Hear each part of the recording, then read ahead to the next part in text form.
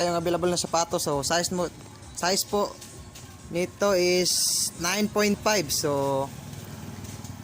excellent condition po siya. And then yung pangalan sa sapatos is Nike Air Composite Pro. Metallic gold, black gold. Yan po. So PM lang po guys sa price nito, guys. And iba naman tayo sa Papik. So iba naman tayo sa Flex, tayo sa iba. Nandito naman tayo sa Lebron 20. Lebron 20 po tayo ha. Yan, tingnan natin sa loob. Size po niya is 9.5 din. 9.5. Ulitin natin ha. 9.5. So, excellent condition po siya. So, okay po tayo ha. Okay shorts po tayo. Yan po. Yan. Lebron 20.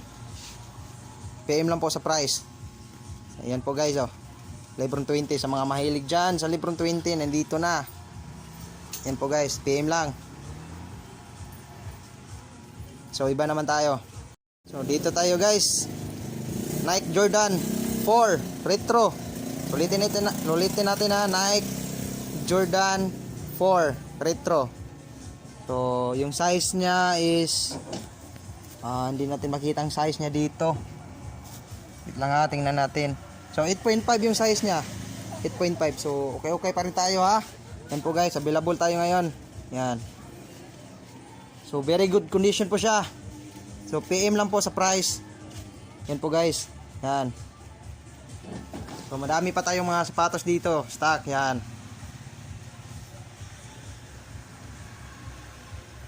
Tingnan natin sa lalim ha. Ayan o. Yan po yung price niya, original price, pero may fixed price pa yan. Yan po. So dito naman tayo kay Dwayne Wade na sapatos. Meron po tayo, yan po yung size niya. 9.5 size niya po guys ha. Yan po yung sapatos Yan po. Sa mga mahilig kay Dwayne, so nandito yung sapatos niya. Yan po. Size 9.5. Very good condition po siya. Yan po. Yan. Leaning ha, leaning.